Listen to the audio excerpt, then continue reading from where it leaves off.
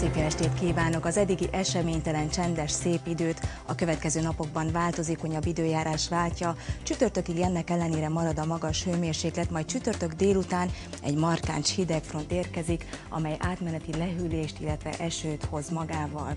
Aztán vasárnap, illetve a hét végén újból egyre szárazabb levegő érkezik fölénk, ezért a hét végén ismét napos, szép őszi időben lesz részünk.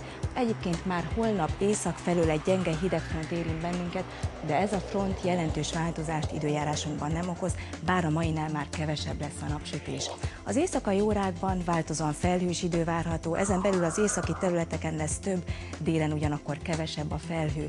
Északon néhol gyenge eső kialakulhat, és a kevésbé felhős déli tájakon ismét többfelé lesz tartós köd. Hajnalban 5 és 10 fok között váltakozik majd a hőmérséklet. Holnap napközben már a mainál kevesebb napsütésben lesz részünk, erősen felhős, illetve napos időszakok egyaránt váltakoznak majd, és elszórtan már számíthatunk kisebb esőre, záporra. A déli-délnyugati szél többfelé megélénkül, és a csúcshőmérséklet a maihoz hasonlóan 18, valamint 20. Ne haragudj már, ez az XXL stúdió? Nem. Ez nem az XXL? Hát ez most már komolyan nem értem, mert először elküldtek most az felvétel. most elküldtek az M épületbe, ott nem volt semmi. Utána azt mondták, Szerintem menjek el az L-be. Ez most mi? Mert hogy néztem, de nem láttam Szerintem kívül a semmit. vezérlőben kérdeznek. Szóval ez nem az XXL. Ez nem, ez most de holnap időjárás. lesz az adás, és nem tudom, hogy Tehát hova azt nem kell tudom, menni. én most időjárás próbálok rögzíteni. Hát akkor most kitől kérdez? Tudja valaki, hogy melyik ez most XXL? vicc? Ez már a műsor része?